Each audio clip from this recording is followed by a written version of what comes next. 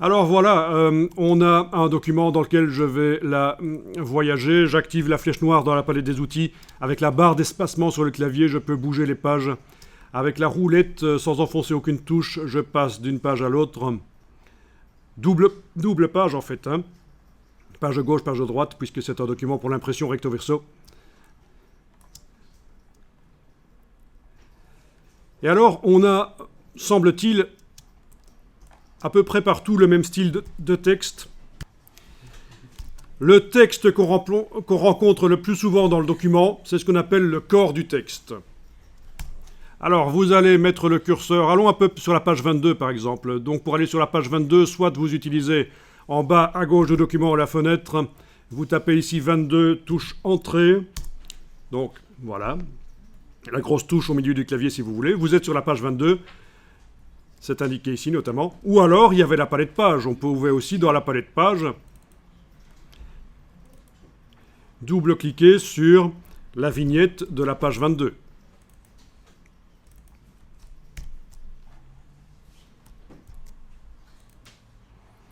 Voilà, on a des paragraphes, visiblement, qui sont à peu près les mêmes que sur les autres pages. On va vérifier s'ils utilisent un style. Vous connaissez le principe des styles, qui permet de modifier tout un document d'un coup.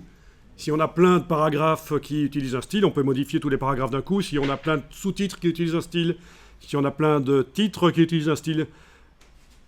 Donc avec l'outil texte maintenant, vous allez cliquer n'importe où dans le texte. Quand vous êtes avec l'outil texte, pour bouger les pages sur l'écran, vous ne pouvez plus utiliser la barre d'espacement qu'on a utilisée juste avant. Vous êtes obligé d'utiliser la touche Alt dans ce cas-là. Donc souvenez-vous de ça. La plupart du temps, quand vous voulez bouger des pages sur l'écran, c'est la barre d'espacement, comme dans les autres logiciels Adobe, Illustrator ou Photoshop. Ça, c'est le raccourci de la petite main de la palette des outils.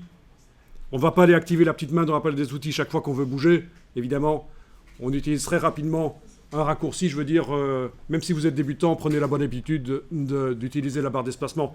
Alors, sauf quand on est en train de travailler du texte avec l'outil texte, on ne peut pas utiliser la barre d'espacement, sinon ça ajouterait des espaces dans le texte. On va utiliser la touche Alt, et c'est la petite main qui arrive, et on peut bouger les choses sur l'écran si on veut. Ok. Voilà. Alors, on va vérifier quel est le style utilisé par les paragraphes de cette page 22. La notion de paragraphe, ça vous dit quelque chose? Oui? Tout le monde voit ce que c'est un paragraphe? D'ailleurs, quand vous êtes en affichage normal ici, il y a des balises de fin de paragraphe qui apparaissent régulièrement, ces choses-là.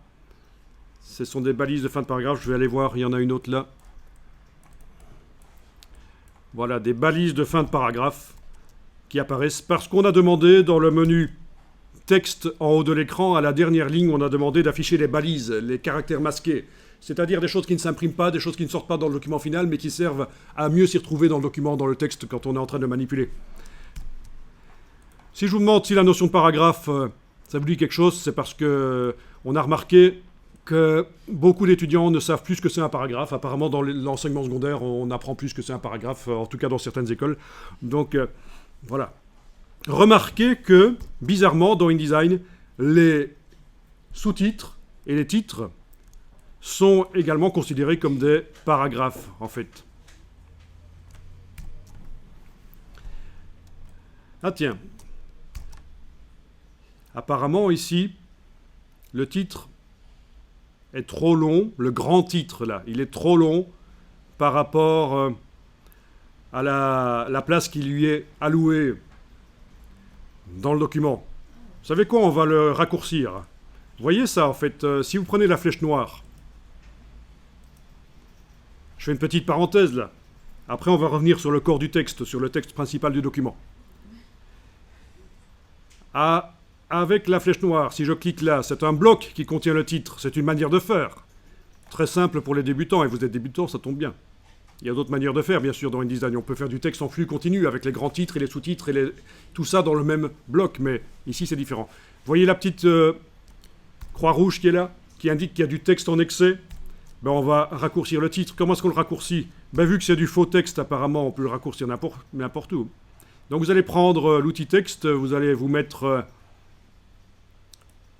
vous allez mettre l'outil texte on a dit, voilà. Vous allez mettre l'outil texte après ce nom-là, par exemple. Ce qu'on va faire ici, c'est qu'on a le curseur qui clignote à cet endroit-là, et on va sélectionner tout le texte qui suit le curseur, à la suite du curseur, y compris le texte qui est en excès, c'est-à-dire le texte qui n'apparaît pas parce qu'il n'y a pas assez de place dans le bloc pour qu'il apparaisse. Il y en a qui ont déjà fait du InDesign ici en secondaire?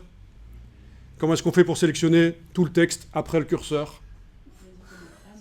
Excellent. Un clic et puis commande A. Est-ce que ça ne va pas plutôt sélectionner tout le texte du bloc peut-être? Aïe, hein, ça ne va rien. Alors, voilà, regardez. Je l'ai fait. Allez-y, faites-le. Non, je rigole. Je vais vous montrer quelles sont les touches à utiliser. Alors, je vais afficher ici mon petit clavier virtuel pour vous montrer les touches. Alors, sur mon clavier virtuel, il y a des... attendez un peu. Ah oui, évidemment, ça ne va pas, c'est pas le bon clavier, ça. Il n'est pas étendu, misère. Donc, je n'aurais pas vous montrer. Ok. Alors voilà, pour arriver à sélectionner tout ce qui suit le curseur, vous allez utiliser sur le Mac la touche commande, la touche majuscule également, les deux touches enfoncées en même temps, et vous avez ici un bouton sur le clavier étendu du Mac, un bouton qui s'appelle End, ou c'est une flèche qui va vers le bas à droite. C'est la même chose. La touche End. Donc, en ayant les touches commande et majuscule enfoncées, commande et shift enfoncé, vous enfoncez cette touche et normalement vous allez voir que tout ce qui suit le curseur va se sélectionner. Voilà. Alors, et bien sûr, si vous êtes sur PC, à la place de la touche commande du Mac, il faudra utiliser la touche contrôle. Ce sera contrôle majuscule End. Une fois que vous avez fait ça, je recommence, je clique là, je fais le raccourci. Au passage, l'autre touche, juste au-dessus, la touche Home, ou alors la flèche qui pointe vers le haut à gauche, c'est pour sélectionner tout ce qui se trouve avant le curseur. Logique, hein? Bon, une fois que vous avez sélectionné tout ce qui se trouve après le curseur, là, vous enfoncez la touche suppression et vous avez supprimé. Voilà, c'est parfait. On a le titre qui apparaît en entier. On a un signe dièse ici. C'est l'équivalent dans InDesign que vous voyez un signe dièse, un hashtag, ça veut dire qu'il y a une ligne. Bon. J'enfonce la touche entrée sur le clavier, à la place du dièse, à la place du hashtag, j'ai une balise de fin de paragraphe. Et donc, j'étais en train de dire que, oui, dans InDesign, même les sous-titres et les titres, ce sont des paragraphes qui sont juste avec moins de mots et qui sont formatés, on leur a donné un aspect, une taille de caractère, des couleurs, etc., différents du corps du texte, mais c'est comme ça dans InDesign. Alors on va revenir travailler sur le corps du texte et voir un peu à propos du style de paragraphe qui serait éventuellement appliqué sur corps du texte.